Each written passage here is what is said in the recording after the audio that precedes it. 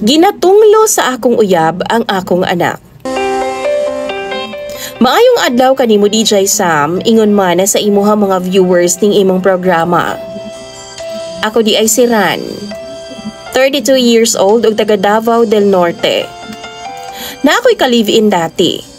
Bulag mi, apan naa mi anak nga mag 6 years old na karong sunod tuig March 2026. Ug naa sa ko ang ex-live-in partner, ang bata. Ang akong gikalibgan lang karon, ug kining akong problema, bahin na sa ako ang uyab. Jane ang iyang pangalan. 31 anyos na siya, DJ Sam. Nagkauyab mi karon lang tuiga. Naila na ako siya sa isa ka GC nga akong giapilan. Nagkauyab mi pinaagi sa chat o nagkita mi after 1 month. Nagkasabot mi nga mosulod og lodge, DJ Sam.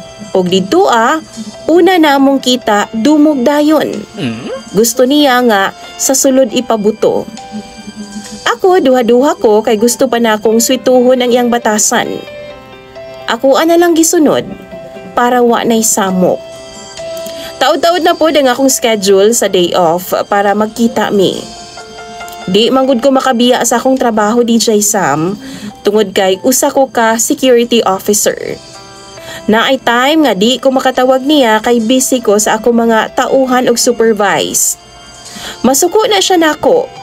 Hangtod nga nagplano ko nga muadto sa ako ang anak kay aron ako siyang mabisita. Suko siya sa kuha. Kay nganong adtuon pa daw nako ang akong anak, DJ Sam, nga naaman daw siya.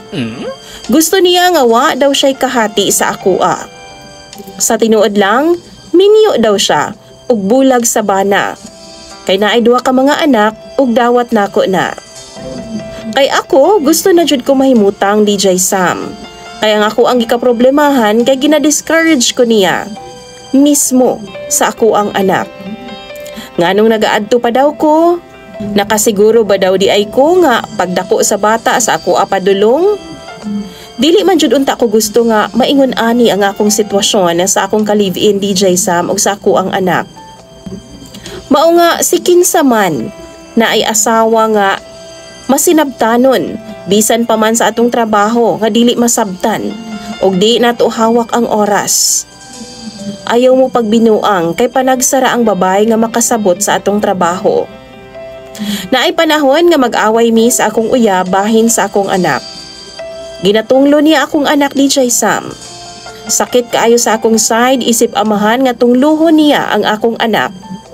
Pero bago na mahitabo, nagkakita pa mi. Akong gusto nga pagkita namo dalon ako siya sa among balay para og dili ko makaadto sa iyang gidyutihan, siya na lang ang moadto sa balay namo. Pero di gyud siya moadto sa balay. Hangtod nga nabuntis siya, DJ Sam, ug nagpadayon gihapon ko og hangyo niya nga sa balay na lang papuyon kay selosa pud kaayo siya. Di pud siya mosugot. Hangtod nga nawad-an na lang ko og gana nga istoryahon pa siya. Kalabot sa ako ang hangyo niya. Isa ka adlaw ana, nagtawganay mi og ningkalit na lang siya og ingon nga sa balay na daw siya mopuyo. Ning katawa ko ato nga time, DJ Sam, kay para sa ako binuang. Kay pila ka beses na ko nga nanghangyo sa iyaha pero iyahara kong ginabaliwala.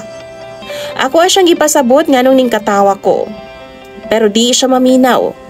Di siya maminaw og katarungan og ning pauli sa ilaha sa Davao del Sur. Nasuko kay siya nako, DJ Sam, tungod lang sa akong pagkatawa.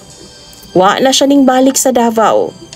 Nangayo na lang ko niya og picture nga resulta sa ultrasound. Gipasahan ko niya og di mao nga picture. 2023 pa nga resulta, DJ Sam. Di pagid iyang pangalan maong nasuko ko. Para sa ko mura na og nakaminos sa ako aning bayhana. Ako siyang gitawagan after 5 days o gipangutana, DJ Sam. Ana pa siya sa akuha nga wa daw siya nag-send sa akuha.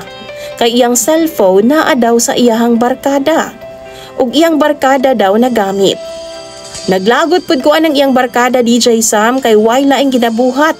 Sige og pandaot sa ako ang adto sa ako ang uyab. Kay gusto anang iyang barkada nga magkabulag mi sa ako ang uyab. Kay gusto niya kami na po daw. Di ko ingon ana nga pagkalalaki DJ Sam.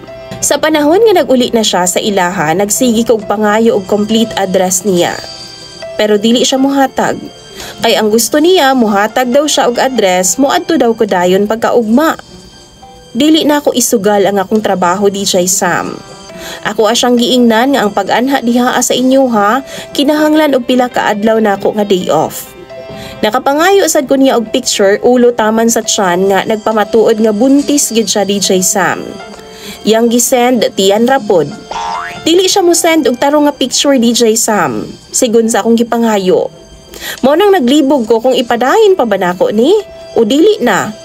Kay karon pa lang no nagduda nako nga basin dili gid siya buntis.